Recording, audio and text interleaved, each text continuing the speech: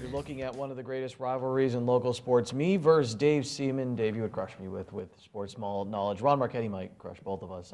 I don't know. But welcome to another Dave Day here on SSPTV with Standard Speaker Sports editor Dave Seaman. We're talking all about rivalries, and it really sparked, Dave, this idea I had for this week really sparked from this Friday night, 7 p.m. at Shenandoah Valley's Veterans Stadium.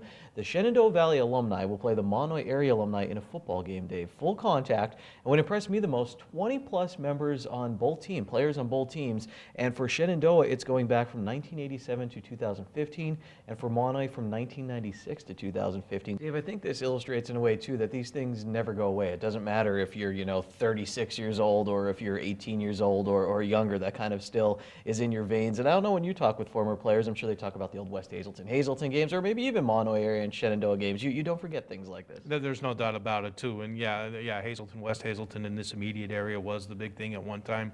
But we haven't seen that game in 25 years. So, but Monoy area, Shenandoah Valley has gone on, and like you said, players, they talk about it. Maybe it was a fumble or a missed tackle, and some guy wants to make up for that, and this gives them an opportunity. Maybe you'll never get back that game you lost or that opportunity that you lost, 20 some years ago. But now you got an opportunity to relive memories, and I'm sure the competition will be fierce, but it'll be lighthearted too. And it's a great idea, and as long as nobody gets hurt, I guess is the big thing too, because I'm sure there's not going to be any holding back.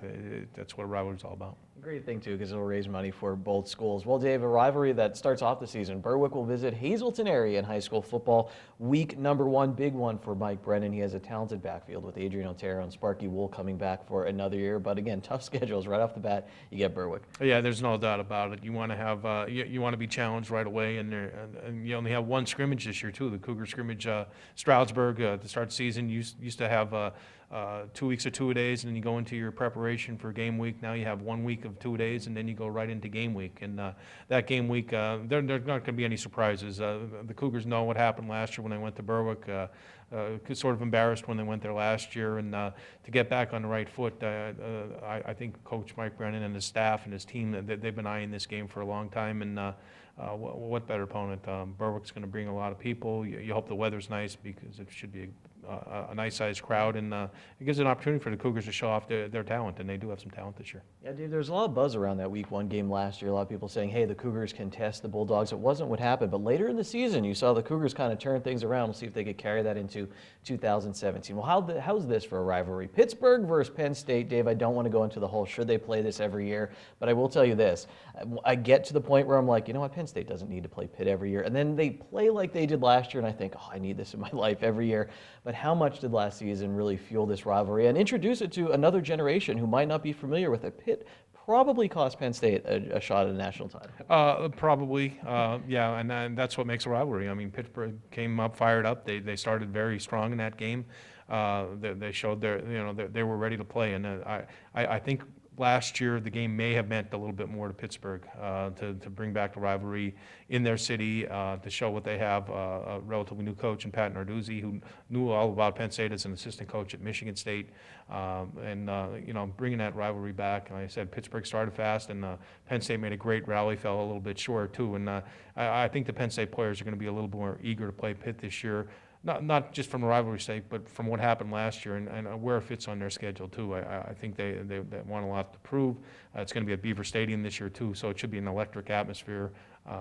Again, you can't ask more from a rivalry. Well, how about a baseball rivalry? Red Sox, Yankees, they're going to play this weekend, Dave. They'll play next weekend. Not a lot separating them in the standings. I'm a Red Sox fan, no doubt about it, but the Yankees are making me shiver right now. Dave, the Red Sox blew, I think, 7 saves in the month of July.